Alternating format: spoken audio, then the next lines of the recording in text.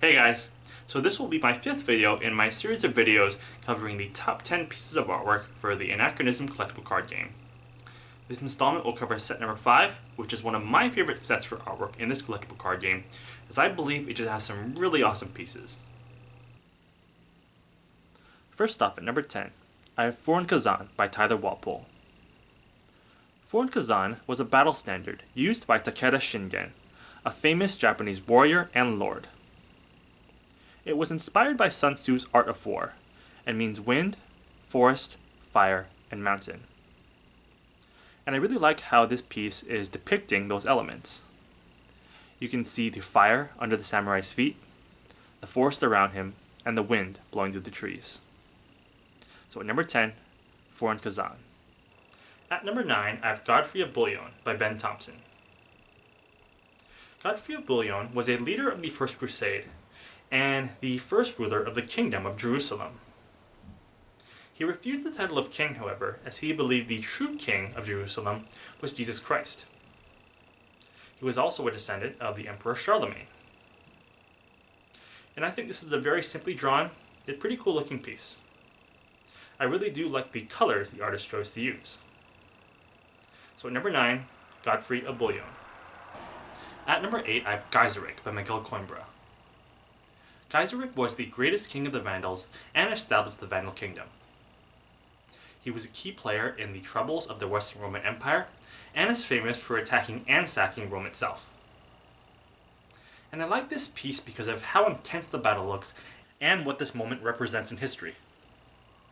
Geyserik and the Vandals are attacking and sacking Rome, and the once mighty empire is crumbling right before our eyes. I also like how Geyserik is fighting the Roman soldiers, and how you can see the buildings burning in the background. So at number 8, Geyserik. At number 7, I have Baba Yaga by Hugh Jameson. Baba Yaga is the warhorse of the great warrior El Cid. In Spanish, Baba Yaga actually means stupid. According to one legend, when El Cid picked his warhorse, his grandfather thought he was weak and stupid, the warhorse that is, and thus exclaimed Baba Yaga.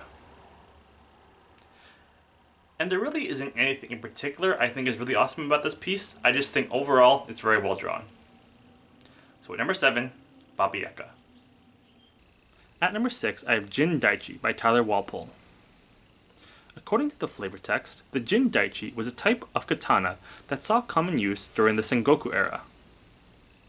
I like this piece because I think the samurai and the outfits look pretty cool, and I also like the purple haze in the background. A friend of mine said this particular piece of artwork reminded him of the artwork from Yu-Gi-Oh! I can't really say I disagree. So number 6, Jin Daichi.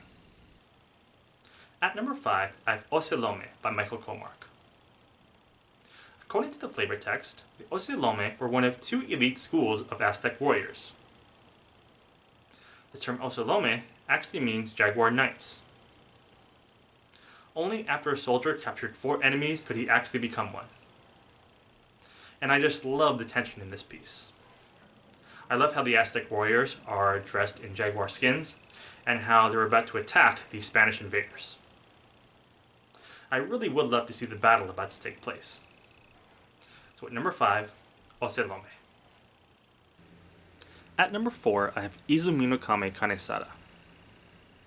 The Izumi no Kame Kanesada is the famous samurai sword of Hijikata Toshizo, a Japanese military leader who resisted the Meiji Restoration.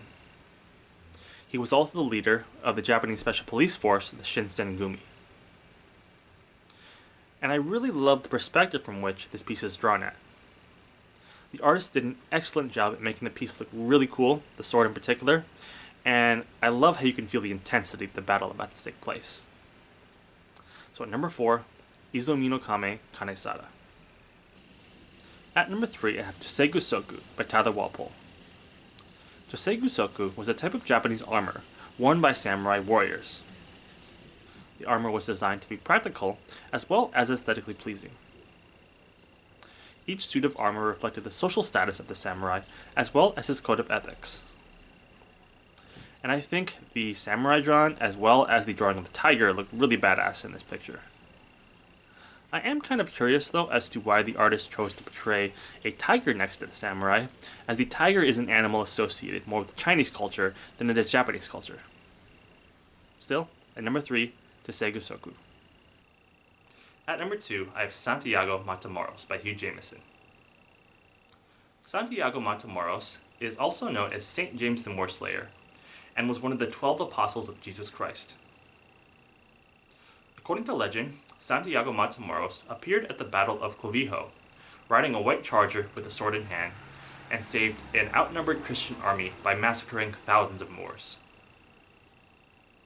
And I just love the drama in this piece. It looks like Santiago Matamoros is about to be martyred via beheading in the city of Jerusalem. He's considered to be the first of the 12 apostles to be martyred for his faith. So at number 2, Santiago Matamoros. And finally, at number 1, I have Tlacochtli by Michael Comark. The Tlacochtli was an Aztec throwing spear used by Aztec jaguar warriors. Aztec warriors would earn their weapons throughout the years, and as an Aztec warrior progressed, his choice of weapon would grow. And this is one of my absolute favorite pieces of artwork in this collectible card game. I love the colors the artist chose to use, I love the action going on, and I especially love that jaguar, one of the most iconic animals of South America. I also love the thematic approach that the artist chose to take with this piece, as well as other pieces in the card set. If you look at some of the other pieces, you can actually see the Aztec warriors wearing their jaguar skins. As such, I'm going to presume that the Aztec warrior was the victor in this battle. So at number 1, Tlacochtli. That concludes my top 10 pieces of artwork for set number 5. Hope you guys enjoyed it, and I hope you guys tune in for set 6. Until next time.